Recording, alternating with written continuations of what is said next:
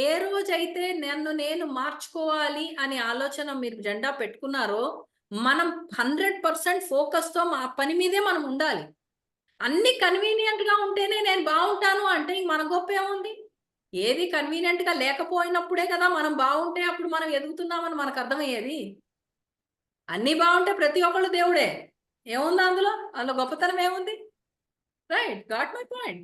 So, ఏదైనా కానీ అవతల వాళ్ళు ఎలా ప్రవర్తించినా నేనెందుకు చెల్లించాలి? నాకంటూ ఒక అస్తిత్వం లేదా? నాకంటూ నా మీద ఒక కంట్రోల్ లేదా? నాకంటూ ఒక సెల్ఫ్ రెస్పెక్ట్ అనేది లేదా? వాళ్ళు జెప్తే వాళ్ళు కోప్పడితే నేను కోప్పడాలా? వాళ్ళు ఇష్టపడితే నేను ఇష్టపడాలా? వాళ్ళు ప్రేమిస్తేనే నేను ప్రేమ ఫీల్ అవ్వాలా? నాకంటూ ఏం లేదా? నాకు నా ఇంటి వాళ్ళ మీద నా పాత్ర మీద నాకు కంప్లీట్ బాధ్యత ఉందనుకోండి. నా పాత్రను నేను బాధ్యత పూర్వకంగా చేసుకుంటూ ఎళ్ళిపోతాను. నాకెవరు కాంట్రాక్ట్ సర్టిఫికేట్ అక్కర్లేదు. ఎవరో మెచ్చుకోవాల్సిన అవసరం లేదు.